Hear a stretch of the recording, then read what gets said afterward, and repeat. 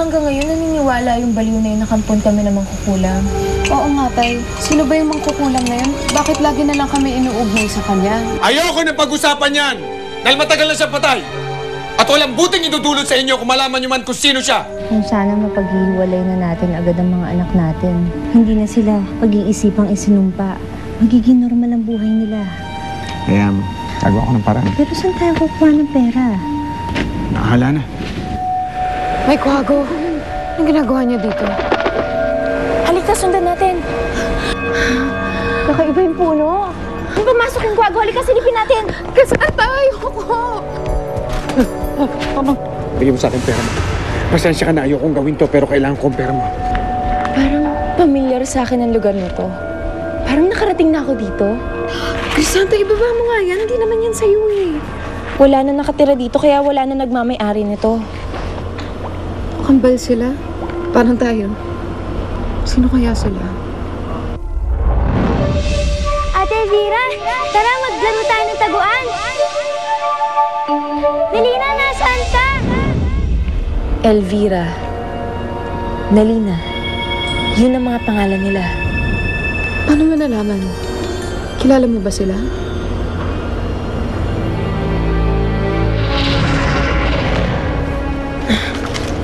Hindi ko sila kilala, pero yun ang pangalan nila.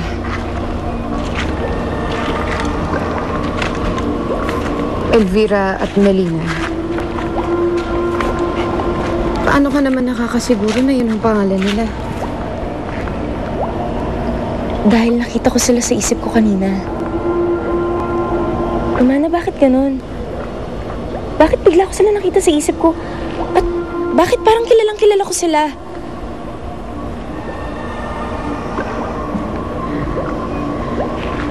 Hindi ko alam. Basta ako. Pagod na ako. Ayoko yung bahay na to at kanina pa ako kinakabahan sa'yo. Amana, Umuwi na tayo. Amana.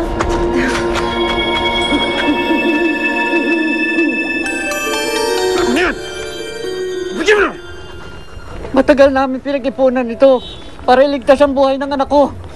Kaya, kahit saktan mo ako, hindi ko pwedeng ibigay ito sa'yo.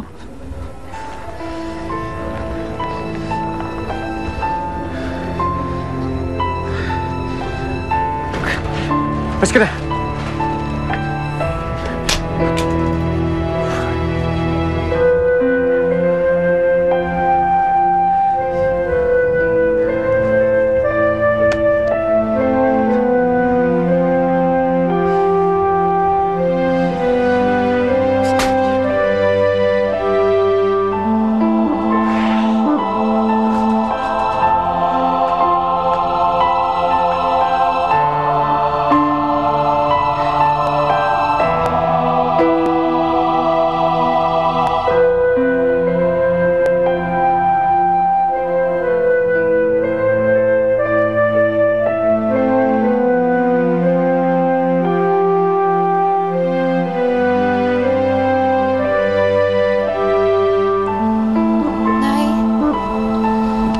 Pag-alala ko sa inyo. Gabi na umalis pa kayo. Saan ba kayo galing? Sa tabing dagat lang, inay. Nagpahangin lang kami na Romana doon. Sa susunod, magpapaalam kayo sa akin pag aalis kayo, ha? Halika na kayo. Pumasok na kayo sa loob. Susunod na lang po kami, Nay. Sumunod na kayo agad, ha? Uy, ikaw nagsinungaling ka kay Nay. Natural. Eh kapag sinabi ko sa babaeng yan kung saan talaga tayo nagpunta, eh di na-sermonan tayo. Crisanta, wala ka ng galang kay Inay, ha? Yung bibig mo. Bakit ba mula nung bata pa tayo, malayo na ang loob mo sa kanya? Romana, pwede ba? Huwag mo nga akong pagalitan. Basta kahit anong mangyari, huwag mo sasabihin kina Inay ang tungkol doon sa bahay na nakita natin. Tapos.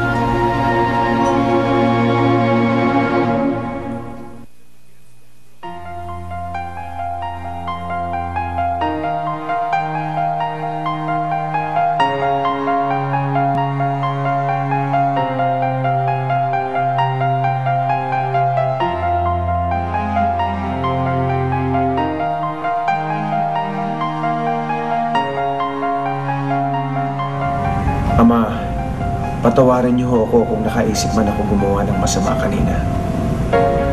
Hindi ko na ho kasi alam kung paano ko matutulungan ang mga anak ko. Bakit ho ba kasi ganun ang lagay nila? Bakit ho ba kasi hinayaan yung parusahan sila ni Melina dahil sa kasalanan ko? Bawiin niyo naman ang sumpa ni Melina sa mga anak ko. Ako na lang ho ang parusahan niyo. Huwag na sila Romana at Crisanta. Ako na lang ho.